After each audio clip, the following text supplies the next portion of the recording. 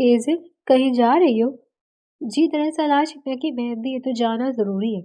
एज़िल ने अपने होठों पर हल्का सा लिप ऑयल लगाया और पलकों पर भर-भर के मस्कारा लगाया ताकि उसकी आंखें मज़ीद गहरी और बची-बची दिखें। तो वापस किसके साथ आओगी? हिना अपनी गाड़ी में ड्राइवर के साथ भेज देगी। आप क्यों पूछ रही हैं? इसने अपने हैंड बैग में मेकअप की चंद ज़रूरी चीज़ें डाली और अपने वॉलेट को चेक करने लगी थी। बेटा ये कुछ पैसे लो, वापसी में टेलर के यहाँ से सादिया के कपड़े देती आना। 4 सूट सिलने के हैं और 5वां सूट नाप का है। नैमा भाभी ने कार्ड के साथ पैसे देते हुए कहा तो इसने यकदम पैसे झपट कर इन्हें गिनना शुरू कर दिया। कुछ पैसे मुझे भी दे दे ताकि मैं भी अपने लिए कुछ ले लूं। कितनी लालची हो तुम। जही ने कमरे में झांक कर कहा। तुम्हारा क्या जाए, इतनी फराक दिलो तो जाओ ले आओ सादिया के कपड़े। वो एकदम बोली तो मुंह फेर कर चला गया। छोड़ो उसे, और ये तुम रख लो और मगर अपने भाई को मत बताना। नैमा भाभी ने 5,000 का नोट उसकी मुट्ठी में दबोच कर कहा। मैं क्या पागल हूँ, इन्हें बताकर अपनी पॉकेट मनी बंद करवाऊंगी। एजल ने अपनी हंसी दबाकर खुशी से कहा था। वैसे ये जहीर किन चक्रों में रहता है? भाभी के लहजे में तशवीश थी।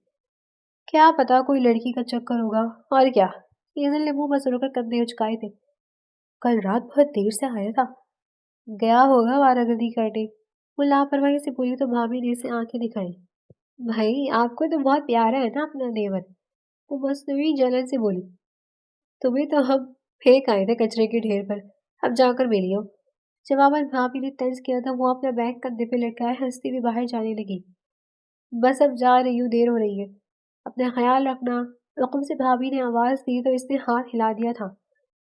मंजर सलीम एक निहायत शरीफ इंसान थे जो एक जानी मानी एयरलाइन में बहुत बड़े अहदे पर फाइज थे।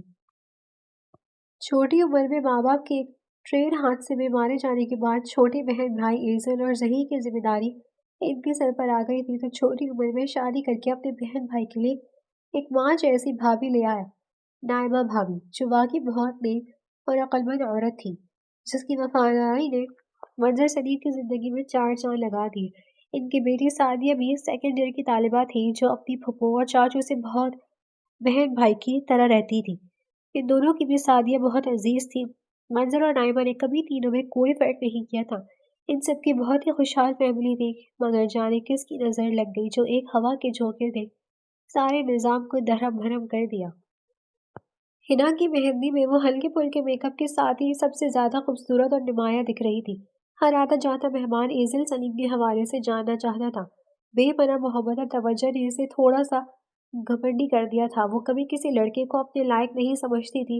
इसकी दोस्ती लाख कोशिशें कर ली मगर वो किसी की बातों में नहीं आती थी। दूल्हे मियाँ तो बहुत ही हैंडसम है। एजिल की दोस्त नौरी ने बिना आंख झपके हसरत भरे लहजे में कहा। अच्छा तो ये है दूल्हे भैया। एजिल ने भी इसके कंधे पर कहनी टिकाकर कहा। हाँ चलो इसे बेवकूफ बनाते हैं। फरजाना ने चुटकी बजाते हुए कहा तो तीनों ने एक दूसरे को आंखों में इशारा किया था। रुके जरा रुके।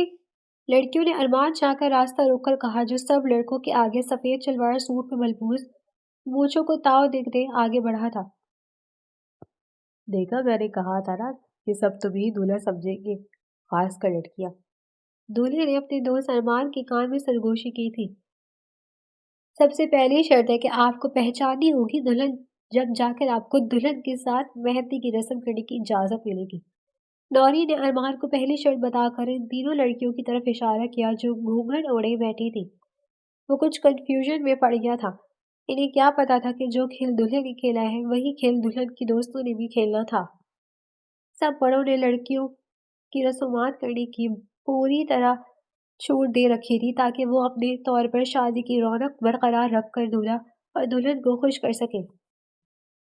क्या तुझे अंदाजा है कि इनमें से तेरी दुल्हन कौन सी है? अरमान ने अपने दोस्त वली से आहिस्ता आवाज में पूछा था। जिसके हाथ में वो मंगी की अंगूठी हो वही हिना होगी। वली ने सबके हाथों पर नजर फेरी मगर किसी के हाथ में वो अंगूठी नहीं थी। ऐसा कर, तू जाकर किसी भी लड़की को पकड़ कर उठा ले। वैसे भी तू कौन सा असली दूल्हा है? वली ने फेस पर मास्क को ठीक किया था जिसके स्टेज से नीचे बैठे सब लोग जानते थे कि वो अरमान है, वली का दोस्त, मगर वो इस बात से बेखबर थे कि स्टेज पर चल क्या रहा है। ارمان نے ہنا کی گھونگھٹ اٹھانے کی کوشش کی تو ایزل نے ہنکار کرنے سے اپنی طرف متوجہ کیا تاکہ وہ اسے ہی دلہن سمجھے، جبکہ وہ خود بھی اس بات سے بے خبر تھی کہ وہ دلہا نہیں تھا۔ ارمان نے اس کی گھونگھٹ کو ذرا سا اٹھا کر اندر جھانکتے ہوئے کہا، یہ تم ہی ہو میری سپنوں کی رانی جسے میں ہر جگہ ڈھونڈتا پھر رہا ہوں۔ وہ ایزل کو دیکھ کر جیسے پلک چھپکنا بھول گیا تھا اور سب نے اس کی غلط فہمی پر شور مچایا تھا۔ میں ولی کی دلہن نہیں ہوں۔ ایزل نے ایک ادا سے اپنے گھونگھٹ کو اس کے اوپر پھینکا اور اپنی ریشمی زلفوں کو جھٹک کر بولی تھی تو ارمان نے بھی بے اختیار اس کی کلائی پکڑ کر اپنی طرف کھینچا تو بے ساختہ اس کے سینے سے ٹکرائی تھی۔ میں بھی ہنا کا دلہا نہیں ہوں۔ ایزل بھی کچھ پل تک اس کی سحر نشین آنکھوں کی کشش میں کھو گئی۔ دونوں ایک دوسرے کو دیکھتے رہے۔ جب سب نے پارٹی پاپر پھوڑ کر شور مچایا تھا ان دونوں کو بھی ایک دم ہوش آیا۔ ایزل نے اس کے ہاتھ سے اپنی کلائی چھڑوائی اور اس کے سینے پر ہاتھ رکھ کر خود سے دور کیا۔ ارمان کو لگا کہ اس کا دل ہڑبڑاتے ہوئے سینے سے باہر نکل آئے گا۔ وہ مسکراتی ہوئی لڑکیوں کے مجمع میں کہیں کھو گئی۔ ارمان نے ادھر ادھر نظریں گھما کر اسے ڈھونڈا مگر وہ نہیں دکھی۔ ذرا مسکرا بھی دیجیے دولہے صاحب، نوری نے دولہے صاحب لفظ پر زور دیتے ہوئے کہا تو سب ہنسنے لگے۔ وہ جی کیا جی؟ نوری نے اس کے کچھ بولنے سے پہلے ہی بات کاٹنے ایک بار پھر اپنے الفاظ پر زور دیا تو لڑکیاں پھر قہقہے مارنے لگی۔ جی دراصل ایسی بات ہے کہ کیسی ہے؟ یعنی ہماری دلہن کیسی ہے؟ فرزانہ نے بھی اسے ہنستے ہوئے ٹوکا کہ جی میں دولہا کا دوست ہوں۔ ارمان نے انتہائی سنجیدگی سے اپنے منہ سے ماسک ہٹا کر کہا تھا۔ ہے؟ سب نے ایک ساتھ حیرانگی کا اظہار کیا تو ولی نے آگے آ کر اپنا ماسک ہٹایا۔ میں کب سے تو سب کو اشارہ کر رہی ہوں لیکن سب دھیان دے تب نا، ہنا نے مسکراتے ہوئے کہا تو سب لڑکوں نے بھی شور مچایا تھا۔ سب بڑوں کو بلا کر رسم کا باقاعدہ آغاز کیا گیا تھا جبکہ ارمان بار بار نظروں ہی نظروں میں ایزل کو تلاش کر رہا تھا۔ ہر لڑکی کی نگاہ اس کی مردانہ وجاہت کی مظہر پر ٹکی ہوئی تھی مگر وہ کسی نظر کو نظر کے کسی خاتے میں نہیں لاتا تھا۔ وہ مستقل بجنے والے فون کو دیکھ کر کال ریسیو کرنے ہال سے باہر راہداری میں جا رہا تھا جب بے دھیانی میں کسی سے ٹکرایا جس کے ہاتھوں میں پکڑے گیندے کے پھولوں کے ٹوکرے کو اس کی کوہنی لگی تو وہ ایزل کے ہاتھ سے چھوٹ کر یوں گرا جیسے کسی نے ان دونوں کے اوپر گیندے کے پھول کی برسات کی ہو۔ ایزل نے اپنے ہاتھوں میں لگی مہندی کو دیکھا جو کچھ دیر پہلے اس نے لگوائی تھی اور ابھی تھوڑی گیلی تھی۔ تو یہ مہندی لگوا رہی تھی جب اتنی دیر سے گم تھی، ارمان نے دل ہی دل میں کہا تھا۔ اوہ سوری، آپ کی قمیض خراب ہو گئی، ایزل نے افسوس سے کہا۔ ارمان نے اسے سر سے لے کر پاؤں تک بغور دیکھا۔ وہ اپنے مہندی والے ہاتھوں سے گال پر آئی لٹ ہٹانے کی کوشش کر رہی تھی۔ آپ کے گال پر مہندی لگ گئی ہے، ارمان نے اپنے لہجے کو نارمل کرتے ہوئے کہا۔ اوہ زیادہ لگ گئی ہے؟ وہ فکر مند نظر آئی۔ ارمان نے سائڈ ٹیبل پر پڑے ٹیشو پیپر باکس سے ٹیشو نکال کر دیے۔ وہ اپنے ہاتھ کو کھول کر ٹیشوز لینے کو کوشش کر رہی تھی مگر ٹیشوز نیچے گر گئے۔ وہ فرش پر بیٹھ کر ٹیشو پیپر کو اٹھانے لگی تو اس کے گلے سے دوپٹہ سرک کر نیچے گرا تھا۔ ارمان بھی ایڑیوں کے بل اس کے سامنے بیٹھ گیا تھا اور اس نے جب دیکھا کہ وہ مہندی کی وجہ سے ٹیشوز نہیں پکڑ پا رہی تو ارمان نے خود ایزل کے گال سے مہندی کو صاف کیا تھا۔ وہ ارمان کی بے تکلفی پر حیران رہ گئی تھی اور یکدم اٹھ کر دوڑتی ہوئی وہاں سے چلی گئی تھی۔ ارمان نے زمین پر بکھرے پھولوں میں سے ایک پھول اٹھا کر مسکراتے ہوئے اسے سونگھا تھا۔ ارمان شاہ فیضان شاہ کا اکلوتا بیٹا تھا۔ اس کی اکلوتی بہن شزا صرف 19 سال کی تھی جو میڈیکل کی اسٹوڈنٹ تھی۔ فیضان شاہ کی بیوی نے 2 سال پہلے اس سے طلاق لے کر دوسری شادی کر لی تھی۔ اس بات کا ایک زوردار جھٹکا خود فیضان شاہ کو لگا تھا۔ اسے اندازہ بھی نہیں تھا کہ اس طرح اچانک وہ اپنے شوہر اور بچوں کو چھوڑ کر چلی جائے گی۔ فیضان شاہ کو بہت بڑا صدمہ لگا تھا اور اس کی فیملی کے ساتھ ساتھ بزنس امیج پر بھی کافی گہرا اثر پڑا تھا جس کے بعد سب کچھ ارمان شاہ نے سنبھال لیا تھا مگر لوگوں کی زبانوں سے ملے زخموں نے فیضان شاہ کی روح تک کو زخمی کر دیا تھا۔ بہت مشکل سے وہ 9-10 مہینوں تک جی پایا اور ہارٹ اٹیک نے اسے آگے جینے نہیں دیا۔ ارمان شاہ کو کچھ وقت تک اپنی ماں سے بے حد نفرت ہو گئی تھی لیکن اس کا دل صاف تھا۔ نفرت کو کب تک دل میں بسایا پھرتا۔ آخر کار جب حالات سنبھلے تو وہ اپنی ماں کی طرف سے بے نیاز ہو گیا اور اپنی چھوٹی بہن شزا کو خوش رکھنے لگا تھا۔ اس کا لہجہ رویہ جس قدر سخت تھا، ارمان شاہ کا دل اتنا ہی نرم تھا مگر وہ اس قدر گہرا تھا کہ اب تک کوئی بھی جان نہیں پایا تھا۔ یہ کیا ہو رہا ہے؟ آپ لوگ اندر کہاں گھسے چلے آ رہے ہیں؟ منظر سلیم نے جیسے ہی گھر کا دروازہ کھولا تو پولیس انسپیکٹر 2 پولیس اہلکاروں کے ساتھ اندر گھس آیا۔ جواباً منظر سلیم نے چیختے ہوئے انہیں روکنے کی کوشش کی تھی۔ تمہارا بھائی کہاں ہے؟ انسپیکٹر نے ہاتھ میں پکڑے ڈنڈے سے اسے پیچھے دھکیلا تھا۔ کون سا بھائی؟ اور یہ کیا طریقہ ہے بات کرنے کا؟ کتنے بھائی ہیں تمہارے؟ انسپیکٹر نے اپنے ساتھ لائے سپاہیوں کو گھر کی تلاشی لینے کا حکم دیا۔ ظہیر سلیم تیرا بھائی ہے نا؟ ہاں مگر وہ تو شہر سے باہر گیا ہوئے، کیا اسے کچھ ہوا ہے؟ اسے کچھ نہیں ہوا، اس نے ارمان شاہ کی بہن کا خون کیا ہے۔ کیا کیا خون؟ آپ کو کوئی غلط فہمی ہوئی ہے، میرا بھائی بہت معصوم ہے، ویسا کچھ نہیں کر سکتا۔ وہ بے اختیار پریشان ہوا تھا اور بھائی کی فکر میں لہجہ بھی ڈگمگا رہا تھا۔ بھائی کیا ہوا ہے؟ یہ لوگ کیوں آئے ہیں؟ ایزل بھابھی اور سعدیہ کے ساتھ جب گھر پہنچی تو یکدم اس کے پاس آ کر بولی تھی، بیٹا تم اندر جاؤ، نائمہ بچوں کو لے کر ایک کمرے میں اندر جا کر بیٹھو۔ منظر نے اسے تلقین کی تو وہ دونوں کو لے کر اندر چلی گئی۔ نہیں بھائی، میں آپ کے ساتھ کھڑی رہوں گی، مجھے کسی سے ڈر کر چھپ کر نہیں بیٹھنا۔ جاؤ اوئے، شریف گھر کی ہو، جا کر اندر بیٹھو، اور ہاں جب تک تیرا بھائی نہیں آ جاتا ہم یہی بیٹھیں گے۔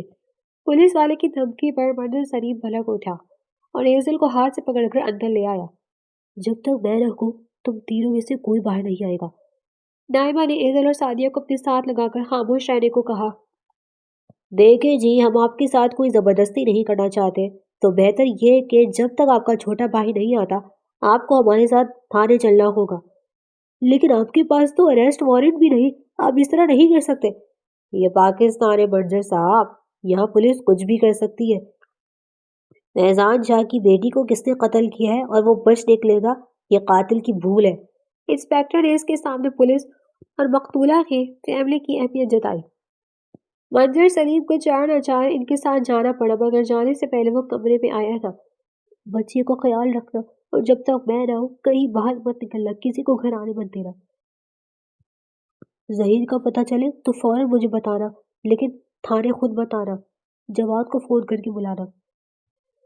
لیکن بھائی، میں آپ کو نہیں جانے دوں گی، ایزل نے اس کا ہاتھ پکڑ کر کہا تھا۔ پاپا مجھے ڈر لگ رہا ہے، آپ واپس تو آئیں گے نا؟ سعدیہ نے باپ سے لپٹ کر کہا تو بہت مشکل سے اس نے اپنی بیٹی کو خود سے جدا کیا تھا، جبکہ نائمہ بظاہر کسی مضبوط چٹان کی طرح کھڑی تھی۔ مجھے یقین ہے ظہیر نے کچھ نہیں کیا، آپ جلد ہی گھر لوٹ آئیں گے۔ منظر نے اس کی بات پر سر جذبات میں ہلایا اور گیٹ عبور کرتے باہر نکل گیا تھا۔ ہمیں کچھ نہ کچھ تو کرنا ہوگا نا؟ ایزل نے بھابھی کو منانے کی کوشش کی تھی۔ تم کیا کرو گی؟ سب سے پہلے ہمیں پتا کرنا ہوگا کہ یہ ارمان شاہ کون ہے اور جا کر اس سے بات کرنی ہوگی۔ اگر وہ نہیں مانا تو؟ بھابھی نے یکدم کہا، تو پھر ہمیں بھی وکیل کرنا ہوگا۔ آپ جواد سے بات کریں تاکہ وکیل سے کوئی لیگل ایویڈنس لی جائے۔ نائمہ بھابھی نے ہمت کا مظاہرہ کرتے ہوئے سب سے پہلے ظہیر کے دوستوں سے ان کے بارے میں پوچھا، مگر اس کا کچھ پتہ نہیں چل رہا تھا، جس کے بعد انہوں نے ایک وکیل کا انتظام کیا جو انہیں جائز طریقے سے معاملے کو سلجھانے کا مشورہ دے سکے، اور وکیل کا سب سے پہلا مشورہ یہی تھا کہ مقتولہ کے گھر والوں سے مل کر معاملہ کو سلجھانے کی کوشش کی جائے۔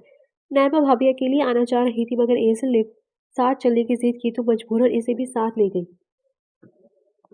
ارمان شاہ کی بہن ایک ہوٹل روم میں مردہ پائی گئی تھی، اور سی سی ٹی وی فوٹیج میں ظہیر کو ہی اس کے کمرے میں پایا گیا تھا، جو وہاں سے باہوں میں لے کر بیٹھا تھا۔ کمرے میں سے ملی ایک انجیکشن جس پر بھی ظہیر کی انگلیوں کے نشانات پائے گئے تھے، مگر ظہیر کہیں بھی نہیں ملا تھا۔ ظاہر ہے اس صورت میں مجرم کے بھائی یا پھر اس کے کسی بھی رشتہ دار کو جیل میں رکھنا پڑے گا جو اس کا بلڈ ریلیٹڈ ہو۔ لیکن میرا بھائی خود نہیں مل رہا، اور اگر اسے کچھ ہو گیا تو اس میں قصوروار کون ہوا؟ ایزل نے غصے اور بے بسی کے ملے جلے تاثر سے کہا۔ ٹھیک ہے، ایک شرط پر تمہارے بھائی کو چھوڑ دیا جائے گا، اربان نے آ کر جواباً کہا، جسے دیکھ کر ایزل حیران رہ گئی مگر خاموش رہی۔ کیا شرطیں بتاؤ؟ نائمہ بھابھی نے ایک دم پوچھا۔ مجھ سے اپنی لڑکی کا نکاح کروانا۔ کیا تمہیں شرم نہیں آتی اس طرح کی شرط رکھتے ہوئے؟ میں تمہارا منہ توڑ دوں گی، وہ چلاتے بولی۔ ریلیکس، شکر کرو کہ میں نے اس طرح کی زبان استعمال نہیں کی، ورنہ میں نکاح کے بجائے کچھ اور بھی کہہ سکتا تھا۔ مجھے تو لگتا ہے کہ تم نے اپنی بہن کو خود مارا ہے، اس لیے کسی کی بہن بیٹی کی عزت نہیں کرتے۔ بس، चुप हो जाओ वरना मैं बहुत बुरा इंसान हूँ। अरमान ने एकदम चिल्लाकर नायबा की बात काटी थी। मैं तैयार हूँ। इन दोनों को यूं चिल्लाते देखकर एसिल ने बीच में कहा था। क्या बकवास कर रही हो, चुप कर जाओ। नायबा भाभी ने से डांटते हुए कहा था। मैं तैयार हूँ, लेकिन क्या तुम मेरे भाई को छोड़ दोगे? एसिल ने एकदम पूछा। चुप कर जाओ एसिल, अगर मंजर को पता चला तो जीते जी मर जाएंगे। नायबा भाभी की बात पर अरमान ने बेख्तियार मुस्कुराया था। मर तो मैं गया हूँ अंदर ही अंदर, जब से मेरी छोटी सी बहन की लाश को मैं अपने हाथों से मिट्टी के हवाले किया है, लेकिन जब तक तुम्हारे भाइयों को अपनी आंखों के सामने जीते जी मार नहीं देता, अपनी तरह बेबस नहीं कर देता, चैन से नहीं बैठूंगा। अरमान ने अपने दिल में खुद से एक वादा किया था, जिसे पूरा करने के बाद ही वो अपने जमीर के सामने सुरखरू होगा। ठीक है, मैं तुम्हारे भाई को छोड़ दूंगा, लेकिन पहले तुम मुझसे निकाह करोगी, इसके बाद ही पुलिस इसे रिहा करेगी। तो मुकर तो नहीं जाओगे? एजल ने धड़कते दिल को काबू में करते हुए जैसे गारंटी मांगी। ठीक है, डन, अरमान ने मुख्तसर कहा। एजल एजल मेरी बात सुन बेटा, ये ठीक नहीं है।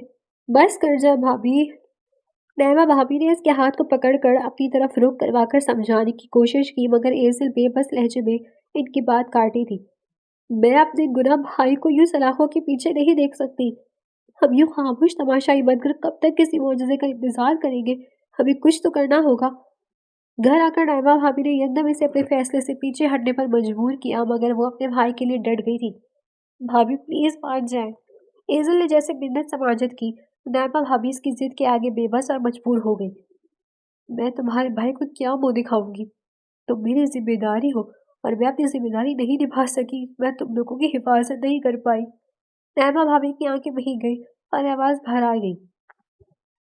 अगर हमने कुछ नहीं किया तो मंजर भाई पर केस फाइल हो जाएगा और सेंट्रल जेल भेज दी जाएंगे। फिर हम कुछ भी नहीं कर पाएंगे।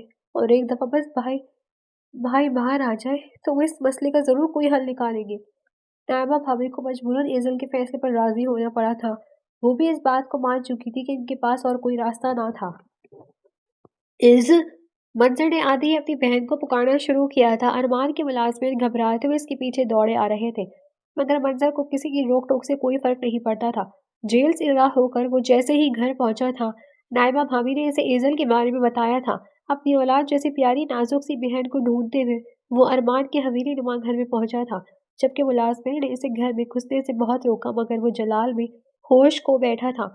इसे अपनी बहन को देखना था कि वो कैसी थी, किस हाल में थी। आज तक मेरे घर में घुसने की किसी ने मजाल नहीं की, और ये दिन आ गए कि एक कातिल का भाई ने मेरे दहलीज पार कर दी। कैसे दिन आ गए? अरमान ने मंजर को अपने वसी और इस लिविंग हॉल में देखकर तंजिया कहा था। अरमान साहब, होंगे आप अमीर तरीन रईस, मगर मेरी बहन को इमोशनल ब्लैकमेल करके बेवकूफ बना लिया। कुछ और ना हो सका तो औरतों पर चला ली। मंजर ने सीधा आकर इसके गिरबान में हाथ डाला था, जबकि गार्ड्स ने एकदम इस पर बंदूक तान ली थी। मैं चाहूँ तब तुम्हें अभी इसी वक्त मार सकता हूँ, मगर मैं तुम लोगों की तरह इंसानी खून बहाने के हक में नहीं। तो अपने जज्बात पर काबू रखो, क्योंकि तुम्हारी बहन इस वक्त मेरे कब्जे में है। अरमान ने मुलाजमिन को इशारे से रोका और खुद मंजर के हाथों को झटक कर इसे गिरबान से पकड़ा था। मेरी बहन कहाँ है अरमान शाह? मेरी बहन को मुझे वापस कर दो। वो बहुत मासूम है, बहुत छोटी और ना समझ है। तुम जो कहोगे मैं वो करूंगा। इसे छोड़ दो। छोटी और ना समझ? इसने अपनी मर्जी से मुझसे निकाह किया है, और छोटी तो है लेकिन नाबालिग नहीं। तो अब वो मेरी बीवी है, मेरे हुक्म के बिना किसी से नहीं मिल सकती। कुछ एहसास हुआ? सोचो मुझे कितना दर्द हुआ होगा जब मेरी नादान बहन को तुम्हारे भाई ने मारा होगा। वो कितनी तड़पी होगी। मैं जानता हूँ तुम्हें बहुत तकलीफ हुई है। जब मुझे सुनकर बहुत दुख हो रहा है तो तुमने तो इसे अपने हाथों में पाला था, लेकिन यकीन जानो मेरा भाई ऐसा नहीं। वो बहुत मासूम है। वो कहाँ है अभी तक कुछ पता नहीं। मंजर ने बेहद अफसोस से इसके दुख का इजहार किया और मिन्नत समाजत करते हुए अपनी बहन के लिए इसके सामने हाथ जोड़े थे, मगर अरमान ने इसकी बात काट दी।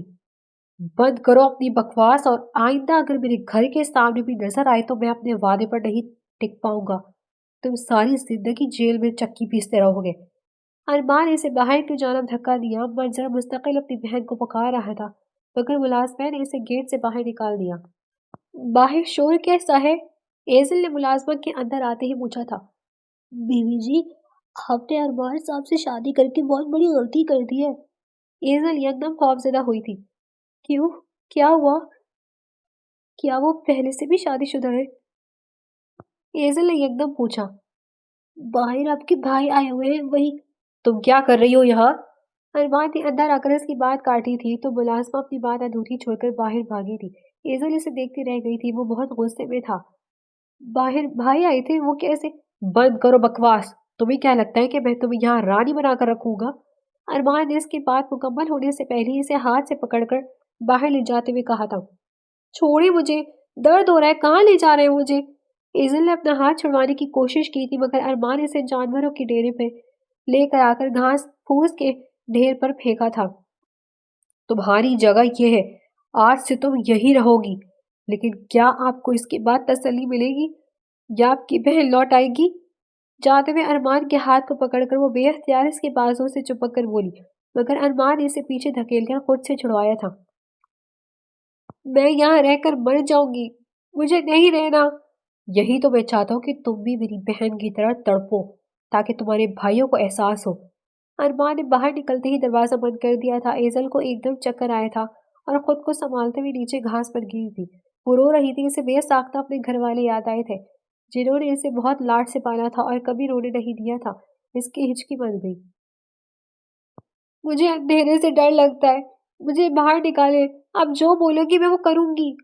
वो अपने घुटनों में मुंह छुपाए दोबारा दोनों बाजुओं को इसके गिर्द बांध कर रोने लगी थी। सियाह गहरी रात के जैसे इस जानवरों के अहाते में अपने पांव पर किसी गलीज कीड़े को महसूस करते वो बेअख्तियार चीखने लगी, जबकि अरमान ने इसकी चीखें नजरअंदाज करते हुए आंखें मूंद ली। न जाने कितनी देर तक वो तारीक कमरे में खौफ और हरास से बिलबिलाती हुई आखिरकार बेहोश हो चुकी थी। जब अरमान ने बंद कमरे का दरवाजा खोला तो वो मासूम और कम उम्र लड़की बेहोश नजर आई थी। तुम बहुत मासूम हो मिसेस अरमान शाह, लेकिन अफसोस कि मैं एक बेरहम इंसान हूँ जिसे तुम्हारी उम्र और बेगुनाही से कोई सरोकार नहीं। तुम तो इतनी सी बात पर ही डर गई, अभी तो तुम्हें बहुत कुछ झेलना होगा। इसे बाहों में उठाया अरमान अपने कमरे में लाया और अपने बेड पर लिटाकर जो नहीं जाने लगा। एजल ने सिसकते हुए गुरूर की हालत में इसकी शर्ट को अपनी मुट्ठी में दबोच लिया, जिसकी वजह से वो इसके करीब आ गया और अपनी उंगलियां इसके चेहरे पर बिखेर कर इसकी लटों को हटाया तो एजल के खुश्क होठों पर सिसकी उभरी थी, जिन्हें चूम कर इसकी आवाज को दबोच लिया था। एजल को इसकी आगोश में जाने कैसे सुकून और इत्मीनान मिला। वो जो बेअख्तियार इसके सीने से लगकर सारे जहां से लाताल्लुक हो गई थी। एजल की अदाओं ने अरमान के सारे इरादों को कमजोर कर दिया था। वो इसकी मासूमियत के आगे हार चुका था। मुझे खुद से घिन आ रही है। मैं कैसा भाई हूं जो अपने बहन भाई की हिफाजत नहीं कर सका। मंजर सलीम बेबस की इंतहा पर था। नाइमा ने इसके बालों में उंगलियां फेरकर कुछ दिलासा देने की कोशिश की, मगर जिसकी जवान बहन भाई इसके हाथों से किसी रेत की तरफ फिसल कर खो गए हो, वो किसी तरह चैन पा सकता था। आपको हिम्मत से काम लेना होगा। इस तरह हिम्मत हारेंगे तो सादिया को कौन संभालेगा? मैं बहुत कमजोर हूँ नाइमा, मैं तुम लोगों को नहीं संभाल सकता। ऐसे मत कहे। सादिया ने रो रो कर अपना बुरा हाल कर दिया है। इसे कुछ हौसला दे, वरना वो मर जाएगी। नाइमा ने अपने लहजे पर काबू पाने की कोशिश की मगर फिर भी आवाज भीग गई। इसने अपनी आवाज जैसे गहरी कुएं से आती हुई सुनाई दी। पापा, इसे लापी और शहीद चाचू के बिना मैं कैसे रह पाऊंगी? सादिया ने आकर किसी नन्ही बच्ची की तरह कहा था। मंजर ने इसे अपने सीने से लगाकर तसल्ली दी। जल्द वापस आएंगे, बस कुछ दिन के लिए बर्दाश्त करो। सच कह रहे हैं? सादिया ने बेयकीनी से सर उठाकर बाप को देखा था। हाँ मेरा बच्चा, बस कुछ दिनों तक आप और पापा दोनों को मेरा साथ देना होगा। हम बहुत जल्द इन्हें वापस घर ले आएंगे। मंजर ने माँ बेटी को अपनी बाहों में लेकर इत्मीनान दिलाए तो इन्हें कुछ धड़ास मिली। तुम खाना क्यों नहीं खा रही? ये क्या तमाशा है? अरमान ने कमरे में आकर एजल को डांटा था मगर वो वैसे ही बेड पर खामोशी से सोई रही। तुमसे बात कर रहा हूँ। तुम यहाँ गुनाह के आवेज आई हो, मेरी मोहब्बत नहीं जो इस तरह नखरे दिखा रही हो। अरमान ने इसके हाथ को पकड़कर उठाने की कोशिश की तो वो बुखार से तप रही थी। वो एकदम इसके करीब आकर टेम्परेचर चेक करने लगा तो एजल ने इसके हाथ को झटक कर अपनी पेशानी से हटाया। तुम्हें तो बहुत तेज बुखार है। मैं ठीक हूँ, मुझे कुछ नहीं हुआ। पुरागावाई से बोली। चलो उठो, डॉक्टर के पास चलते। मुझे नहीं जाना। कहा ना, मैं बिल्कुल ठीक हूँ। बल्कि डॉक्टर को यही बुलाते। अरमान ने इसकी बात को नजरअंदाज करते हुए कहा और अपने मोबाइल फोन पर एकदम नंबर डायल करके किसी से बात करने लगा था। एजल ने इसे गौर से जांचा, लेकिन अरमान के देखने पर इसने मुंह फेर लिया था। कुछ ही देर में वो डॉक्टर को अंदर ले आया और डॉक्टर की चेकअप के बाद इसकी हिदायत पर इसकी सारी दवाइयां मंगवा कर इसके लिए खाने के साथ ले आया। मुलाजमा खाना मेज पर रखकर बाहर चली गई। चलो खाना खाओ, फिर जल्दी दवाई लेकर कुछ देर आराम करना। मुझे कुछ नहीं खाना, मैंने कह दिया ना। वो बहुत सुस्त लहजे में बात कर रही थी। एजल की हालत देखकर अरमान के दिल में कुछ हुआ, मगर वो कह नहीं पाया। वो उसे देख रहा था कि ये वही लड़की थी जिसे देखकर वो पहली बार अपने दिल की बदलती कैफियत पर यकीन नहीं कर पाया था। ये वही थी जिसकी कुर्बत के लिए वो कई दिन सोचता रहा, मगर किस्मत ने इसे ऐसे मिलाया था।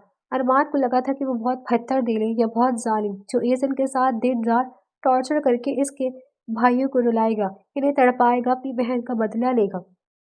लेकिन ये अपने बारे में इसकी भूल थी, क्योंकि जिसका अपना दिल इतना दुखा हुआ वो किसी को भी दुख में नहीं देख सकते। अरमान भी बिल्कुल ऐसा ही था, दिल से बहुत रहम दिल और जबान से सख्त। क्या चाहती हो, मैं सख्ती से पेश आऊं? मुझे मेरे घर जाना है, मुझे सबकी बहुत याद आ रही है। वो कमजोरी के बायस मुश्किल बात कर पा रही थी और अपनी ही बात पर रोने लगी, तो अरमान तड़प गया था। ठीक है, तुम खाना खा लो, फिर मैं तुम्हें तुम्हारे घर वालों से मिलवाने के लिए ले जाऊंगा। तुम झूठ बोल रहे हो, वो तरक्की पे तरक्की बोली। मैं सच कह रहा हूँ, अब चलो खाना खा लो। अरमान ने एक निवाला इसके मुंह में देते हुए कहा तो एजिल ने पलके उठाकर इसे देखा था। अरमान ने जवाबन यकीन दहानी करवाते हुए सर असबाब में हिलाए तो इसने वो निवाला मुंह में ले लिया था। जहाँ तक मैंने तशवीश की है, मुझे लगता है कि कातिल एक नहीं दो है, आपकी बहन के। ऑटोप्सी रिपोर्ट में सिर्फ एक बंदे के फिंगरप्रिंट्स मिले हैं, लेकिन क्राइम सीन पर एक से ज्यादा लोगों के जूतों के निशान है। वकील की बात पर अरमान मजीद बेचैन हो गया। जो भी बात है साफ साफ कहे। हाँ, मिस शिजा की कॉल हिस्ट्री में किसी राफे नाम की लड़की की कॉल्स आई थी, जिसके साथ इनकी काफी बातचीत थी। ये इनकी कॉल रिकॉर्ड से मालूमात मिली है, और इस लड़के जहीर का पता चला कि वो कहाँ है। अरमान ने पुलिस इंस्पेक्टर की तरफ देखकर पूछा था। जी, जांच चल रही है। सीसीटीवी फुटेज के मुताबिक वो सबसे पहले अपने घर गया था, फिर रेलवे स्टेशन, और उसके बाद वो इस शहर में नजर नहीं आया। इसने लाहौर का टिकट खरीदा था, लेकिन वो लाहौर के स्टेशन पर नहीं दिखा। हो सकता है कि वो रास्ते में कहीं दूसरे शहर उतर गया। इंस्पेक्टर के जवाब में अरमान ने कुछ सोचते हुए कहा। हाँ, हो सकता है सर, लेकिन फिलहाल कोई सुराग नहीं मिला। ठीक है, जल्द अज जल्द इसे खत्म करो, मुझे मेरी बहन का कातिल चाहिए, जिंदा या मुर्दा। अरमान ने सख्त लहजे में हुक्म दिया था। मिल जाएगा सर, बेफिक्र रहे। इंस्पेक्टर साहब ने बेहद इत्मीनान कुल लहजे में कहा। मुझे नहीं पता ये सब कैसे हुआ, लेकिन यकीन जाने मैंने शिजा को नहीं मारा, मैं सच कह रहा हूँ। जहीर ने अपने भाई से मिलने के बाद यकीन दिलाने की कोशिश की वो अपनी भाभी के रिश्तेदार के यहाँ इस गांव में रुका हुआ था, और इस बात की खबर नायमा को मंजर के रिहा होने के कुछ दिन बाद मिली थी। वो बहुत दिन तक इससे शिजा और इसकी मौत के बारे में पूछती रही, मगर जब इन्हें यकीन हो गया कि वो इस हादसे से बिल्कुल बेखबर है, तो नायमा ने मंजर को बताया। मंजर अगले दिन ही बेटी और बीवी को अपने रिश्तेदारों के यहाँ छोड़कर वहां पहुंचा। वैसे भी इसे ये यकीन था कि इसके भाई ने ऐसा कुछ नहीं किया होगा, मगर अपने भाई की हालत देखकर इसके सारे गुमान दूर हो चुके थे। तुम्हें इस तरह गायब नहीं होना चाहिए था, मुझे कुछ बताते या फिर फौरन पुलिस को बुलाते। वो एक बार फिर नजर आए थे। भाई, जब मैं शिजा के बुलाने पर वहां इसके कमरे में मिलने पहुंचा तो वो आखिरी सांसें ले रही थी। वहां पड़ी सिरिंज को मैंने अनजाने में जांचा था, जिस पर मेरी उंगलियों के निशानात मिले हैं। शिजा की हालत देखकर मैं बहुत खौफजदा हो गया था। वो कुछ बताना चाह रही थी शायद, जिसने उसे मारने की कोशिश की थी, लेकिन मैं नहीं जानता वो क्या था और कौन था। जही ने दोनों हाथों से सर पकड़ लिया था। देख, इस तरह तो तुमसे कुछ नहीं हो पाएगा। याद करो, क्या कोई पहले से ही इस पर नजर रखा हुआ था, या कोई ऐसी दोस्त जो इसकी किसी वजह से दुश्मन थी। इसके सबसे ही दोस्त मुझे नापसंद करते थे, क्योंकि मैंने शिजा को कई बार इनसे इन सबके साथ दोस्ती करने से मना किया था। क्यों मना किया था? क्योंकि वो सब क्लब जाते थे और ड्रिंक करते थे। शिजा को भी साथ ले जाते थे, लेकिन वो नहीं जाना चाहती थी। मुझे नहीं पता कि वो इस दिन होटल रूम में रहने के लिए कैसे राजी हुई थी, और इसके साथ किसने क्या किया किया था। इसका मतलब है मंजर से गायब लोगों की मशकूक है। ان में से कोई भी कातिल हो सकता है। मंजर ने तशवीशनाक लहजे में कहा था। सच कहूँ तो मुझे लगता है कि तुम्हें ये सब पुलिस को बताना चाहिए, लेकिन पहले शिजा की फैमिली का एतबार जीतना होगा, फिर आगे बढ़ना होगा। नहीं भाई, मैं आपके साथ चलकर अरबाज शाह को सब बता दूंगा। मुझे अपनी बहन को घर वापस लाना है। मुझे खुद पर शर्म आ रही है कि मेरी बहन ने हम भाइयों के लिए अपना आप दांव पर लगा दिया और मैं यहाँ छुपा बैठा हूँ। जरी की हिम्मत से मंजर को कुछ तसल्ली मिली, मगर उसे डर था कि कहीं इंसाफ की उम्मीद में भाई को भी ना खो दे। तुम्हें शिजा के दोस्तों से भी पूछगछ करवानी चाहिए, हो सकता है इनकी बातों से कोई सुराग मिले। एजल ने अरमान के हाथ में केस फाइल देखकर कहा, ये तुम्हारा मसला नहीं, तुम इन मामलात से दूर रहो। अरमान ने तल्ख लहजे में कहा था। वो मुंह बसरकुर रह गई। मुझे लगा था कि तुम मुझसे मोहब्बत करते हो, लेकिन ये मेरी गलत फहमी थी। और तुम्हें ऐसा क्यों लगा था? अरमान ने दोनों बाजू अपने सीने पर बांध कर कहा था। हीना की मेहंदी में आप ही थे या कोई और था जिसने मेरी कलाई पकड़ी थी। एजल ने इसे अपनी जानब मायल करने की कोशिश की थी, और अरमान का दिल भी इसकी मासूम सी अदा के आगे हार गया था। वो मैं नहीं था, कोई और होगा। अरमान ने अपने लहजे को सख्त करने की कोशिश की, मगर वो नाकाम रहा। मेरी चूड़ियाँ कैसी लग रही है? इसने अपनी चूड़ियों से भरी कलाइयाँ इसके सामने खनकाई तो अरमान ने यकदम इसकी दोनों कलाइयाँ पकड़कर खुद से लगाया। क्या चाहती हो? मैं अपने हवास में ना रहूं? एजिल ने अरमान से इस कदर दीवानगी की उम्मीद नहीं रखी थी, इसलिए इसकी सांसों के शोर से घबरा गई। क्या कर रही हो? मैं बस तुमसे तारीफ चाहती थी। तुम वाकई बेहद हसीन हो एजल अरमान। मैं तुम्हारे हुस्न की तलफ्फ़ुज़ में मदहोश हो जाता हूँ। अरमान ने इसे दीवार से लगाकर मखबूल लहजे में कहा तो एजिल ने बमुश्किल थूक निगल कर अपने खुश लबों पर जबान फिरी थी, मगर फूलती सांसों की बारिश कुछ बोल न सकी। जब जब तुम मेरे करीब आती हो मैं बहक जाता हूँ, अपने आप में नहीं रहता। न जाने क्या जादू किया है तुमने मुझ पर, जो मैं तुम्हें देखते ही अपने होश खो कर तुम्हारे बस में हो जाता हूँ। हेज़ल आंखें मूंद कर इसे सुन रही थी, मगर अचानक इसे मजीद तड़पाने का ख्याल आया तो बेसाख्ता इसे खुद से दूर किया। मैं नहीं जानती तुम क्या कह रहे हो। इस कदर जालिम मत बनो। भला कोई इज़हार मोहब्बत की कहानी में डूबे किसी दीवाने को इस तरह सुनाता है? अरमान इसके दुपट्टे को पकड़कर इसे रोका था। अभी नशे में हो, होश में आ जाओ तो बात करते हैं। वो अपने दुपट्टे को छुड़वाकर बोली थी। एजल को अंदाजा हो चुका था कि वो इससे मोहब्बत करता है, और यही मोहब्बत इसे सख्त गैर रवैये के साथ साथ एजल और उसके घर वालों से नफरत करने से बात रखती थी। इसलिए इसके सुलगते दिल को बेचैन करके इससे मुंह मोड़ लेती थी। क्या तुम्हें यकीन है कि राफिज सारे मामले में इन्वॉल्व है? पुलिस इंस्पेक्टर ने जहीर से पूछगछ के दौरान सवाल किया था, जिसने बेहद इत्मीनान से सारा वाकया बयान के तौर पर रिकॉर्ड करवाया था। मंजर को यकीन था कि इसका छोटा भाई बहुत मासूम था, इसलिए इसे अरमान के पास लेकर सारी रवादात सुनाई। इसने पहले से ही अरमान के साथ ही शर्त रखी थी कि पहले पूरी ईमानदारी से केस की तहकीकात की जाएगी, फिर जो भी गुनहगार साबित होगा इसे कानून के हवाले किया जाएगा। और अरमान को इसकी शर्त मंजूर थी, क्योंकि वो भी दिल ही दिल में दुआ गो था कि एजल के दिल को किसी तरह का रंज तकलीफ ना पहुंचे। इसे अंदाजा हो चुका था कि इस सारे मामले में इस मासूम लड़की का कोई कसूर नहीं है। वो तो बस इतना कि वो मंजर और जहीर की बहन है, जिन्हें बचाने के लिए इसने अपना आप दाव पर लगाया था। ठीक है, तुमसे जैसा कहा जाए वैसा करना होगा, क्योंकि इस केस की तफ्तीश में यह आखिरी राय हल होगा। अगर पुख्ता सबूत हाथ ना आया तो तुम सजा काटने के लिए तैयार रहना। अरमान ने इसके पीछे आकर कद्दू पर हाथ रखकर कहा तो जहीर ने इसकी हाँ में हाँ मिलाई, जबकि मंजर चुपचाप बैठा ये सब देख रहा था। बीबी, जल्दी से बात कर अपनी भाभी से, कहीं सामने देख लिया तो मेरी नौकरी चली जाएगी।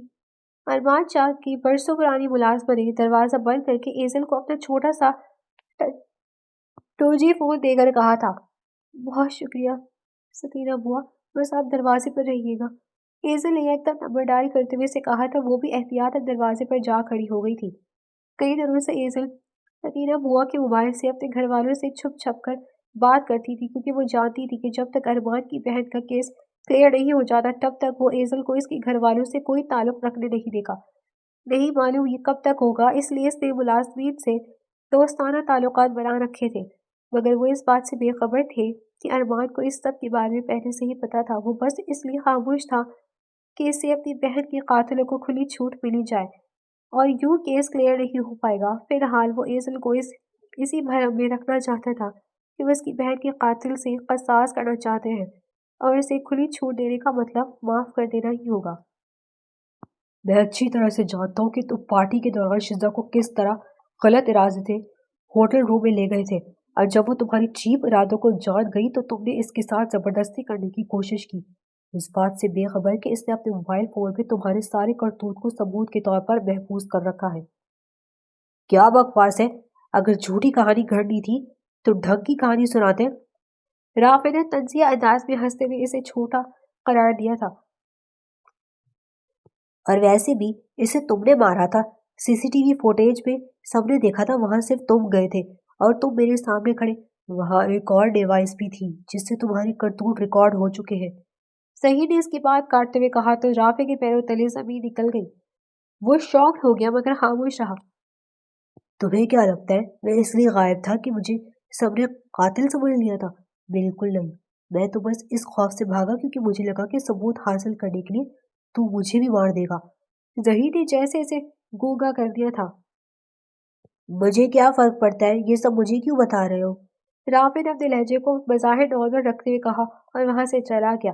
ظہیر کو اس کے اطمینان سے خوف ہوا کہ کہیں پھر سے وہ جھوٹا ثابت ہوا تو اس کے بعد کوئی راستہ نہیں بچے گا، جبکہ ارمان کو رافع کے لہجہ مصنوعی اطمینان سے ہی یقین ہو چکا تھا کہ وہی قاتل تھا۔ ویسے ارمان صاحب، آپ کو وکیل یا پھر پولیس ایجنٹ ہونا چاہیے تھا یار، اتنے تیز دماغ کے باوجود آپ محض ایک بزنس مین ہی بنے، یہ تو سراسر زیادتی ہے یار۔ پولیس انسپکٹر نے تعریف کے ساتھ ساتھ خوش آمد بھی کی، مگر ارمان شاہ کو ایسی تعریفیں بٹورنے کی عادت تھی، اس لیے کوئی فرق نہیں پڑتا تھا۔ کام کے ساتھ ایماندار ہونا ضروری ہے۔ ہاں، یہ تو آپ نے برابر کہا۔ ارمان کی طرز پر وہ ڈھنائی سے ہنسا۔ یہ ایمانداری پولیس کے کرنے کا کام کہاں ہے ارمان صاحب، یہ تو بیچاری عام عوام ہی کرے۔ اس نے ایک زوردار قہقہا لگا کر کہا تو ارمان کے ہونٹوں پر بھی بے اختیار مسکراہٹ نمودار ہوئی، مگر اپنی آنکھوں پر کالے چشمے چڑھا کر وہ اپنی لینڈ کروزر میں آ کر بیٹھ گیا، جبکہ ارمان کے پلان کے مطابق رافع آدھی رات میں ظہیر کے گھر پر چوری کی نیت سے پہنچا تو وہ پولیس کے ہاتھوں پکڑا گیا، جس کے بعد رافع کے گھر پر چھاپا مار کر اس کی ہر چیز کو ثبوت کے طور پر پولیس حراست میں لیا گیا۔ حالانکہ وہ ایک بڑے باپ کی بگڑی ہوئی اولاد تھا، مگر ارمان شاہ نے انہیں تھانے اور کورٹ کچہریوں کے خوب چکر لگوائے تھے۔ میں سمجھ سکتا ہوں کہ آپ سب کو میری وجہ سے تکلیف ہوئی ہے، لیکن میں مجبور تھا، بہن کی محبت میں اندھا ہو چکا تھا۔ معافی بہت چھوٹا لفظ ہے، لیکن اگر ہو سکے تو مجھے معاف کر دیا۔ ارمان ان کے سامنے نادم و پیشمان ہاتھ جوڑے کھڑا تھا، جبکہ منظر سلیم نے اس کے ہاتھ تھام کر نیچے کرے۔ ٹھیک ہے، سب کچھ انجانے میں ہوا، لیکن اب میری ایزا کو ہمیں واپس سونپ دو، مجھے کچھ بھی نہیں چاہیے سوائے اپنے بچوں کے۔ منظر کی بات سے وہ حیران ہوا کیونکہ اسے یاد نہیں تھا کہ ایزن اس کی بہن ہے۔ لیکن میں نے اس سے شادی، اس سے آپ شادی کہتے ہیں؟ ظہیر نے اس کی بات کاٹتے ہوئے تلخ لہجے میں کہا، مگر منظر نے بھائی کو خاموش کرا دیا۔ دیکھو، میں جانتا ہوں اگر تم ساتھ نہ دیتی تو میرا چھوٹا بھائی کبھی بے قصور ثابت نہ ہوتا، بس اسی احسان کے بدلے میں تم سے اپنی بہن واپس چاہتا ہوں۔ منظر نے بے حد دھیمے لہجے میں بات کی۔ ٹھیک ہے، اگر وہ آپ کے ساتھ جانا چاہے تو آپ ضرور لے جائیں، میں اس کے ساتھ کوئی زبردستی نہیں کروں گا۔ ارمان شاہ نے دل برداشتہ ہو کر کہا تو منظر نے بھی اس کے کندھے پر ہاتھ رکھ کر تھپکی دی۔ میری دل سے دعا ہے کہ تمہیں بہت چاہنے والے رشتے ملے جو تمہیں کبھی تنہائی کا احساس نہ ہونے دے۔ منظر سلیم کی دعا پر اس نے دل ہی دل میں آمین کہا تھا، کیونکہ وہ اس دعا کی قبولیت پر یقین تھا اور اس وقت وہ ان دونوں بھائیوں کو انہیں دعاؤں کا نتیجہ دیکھ رہا تھا۔ تم واقعی مجھے چھوڑ کر جا رہی ہو؟ وہ بنا کچھ بولی بس چادر اوڑھ کر نکلنے ہی لگی تھی جب ارمان نے اس کا راستہ روکا تھا۔ میں اپنے گھر جا رہی ہوں۔ ارمان کے قریب آتے ہی وہ شرم کے مارے گھبرا جاتی تھی، اس لیے آج یکدم کچھ فاصلے پر ہو کر رکی، مگر ارمان شاہ نے اسے اپنی دونوں باہوں کے گھیرے میں لیا تھا۔ وہ سہم گئی۔ مجھے جانے دے، میں اپنے گھر والوں سے ملے بنا بات کیے بنا نہیں رہ سکتی۔ مگر پھر میرا کیا؟ میں بھی تو تمہارے بغیر نہیں رہ سکتا۔ سچ کہوں تو میں نے تم سے نکاح اپنی محبت میں مجبور ہو کر کیا تھا، کسی بدلے کی آگ میں نہیں، اور یہ بات تم بھی اچھے سے جانتی ہو۔ ایزل نے اس کے حصار سے خود کو چھڑوانا چاہا، مگر ارمان نے اس کے چہرے سے اپنے چہرے کو بلتے ہوئے بے قابو ہو کر کہا تھا۔ ایزل نے اپنے ہاتھوں کے پیالے میں اس کا چہرہ لے کر خود سے دور کرنے کی کوشش کی، مگر ارمان نے اسے گود میں اٹھا کر بیڈ پر بٹھایا تھا۔ میں آپ کے ساتھ نہیں رہنا چاہتی، آپ مجھے اپنے گھر والوں سے بات نہیں کرنے دیتے، ملنے نہیں دیتے۔ ایزل یکدم کروٹ لے کر بیڈ کی دوسری سائڈ ہو گئی اور اس سے دور جا کر بولی، یہ جو تم اپنے بھائی سے بات کرتی تھی اور ان سے چھپ چھپ کر ملتی تھی، تمہیں لگتا ہے کہ میری اجازت کے بغیر کسی کی مجال تھی؟ ارمان کی بات پر وہ حیران رہی تھی۔ کیا مطلب؟ آپ یہ سب جانتے تھے؟ وہ بے یقینی سے بولی۔ چلو ٹھیک ہے، میں تمہیں تمہارے بھائی کے یہاں چھوڑ کر آتا ہوں۔ وہ اس کے سوال کو نظر انداز کرتے ہوئے اٹھ کر باہر چلا گیا۔ ایزل کو سمجھ آ گئی تھی کہ وہ اتنے بڑے قدم کے بعد یکدم اپنی بیوی کو اس کی فیملی سے ملنے کی اجازت دے کر کسی کو خود پر حاوی نہیں کرنا چاہتا تھا، اس لیے سکینہ بوا کو اسے دلاسا دیتے کہا تھا۔ کچھ ہی دیر میں وہ اسے اپنے بھائی کے گھر لے آیا تھا اور وہ سبھی سے مل کر بہت خوش ہوئی تھی۔ جبکہ ارمان نے دیکھا کہ اسے کسی نے اندر آنے کو بھی نہیں کہا تو اس نے واپسی کے ارادے سے باہر کا رخ کیا۔ کہاں جا رہے ہو؟ سسرال میں پہلی بار آئے ہو، کم از کم کھانا تو کھا کر جاؤ۔ منظر نے اسے پیچھے سے آواز دے کر کہا تو وہ بے ساختہ اس کی طرف مڑا تھا۔ میری بہن کا خیال رکھنے کے لیے بہت شکریہ، منظر سلیم نے ارمان کے ہاتھ پکڑ کر کہا تو اس نے بھی تشکر سے منظر کو گلے لگا لیا۔ اب اندر آ جائے، مجھے بھی حساب برابر کرنا ہے، ظہیر نے دروازے سے باہر جھانک کر کہا تو بھابھی نے اس کے سر پر چپت ماری تھی۔ آپ ہی آج یہی رہو گی نا؟ سعدیہ نے ایزل کو دیکھ کر کہا تو اس نے بے اختیار ارمان کو دیکھا۔ اسے کیا دیکھ رہی ہو؟ ارمان بھی یہی رکے گا؟ نائمہ بھابھی نے ان دونوں کو دیکھ کر کہا تو سب ہنسنے لگے، جبکہ ایزل نے اطمینان کا سانس لیا تھا۔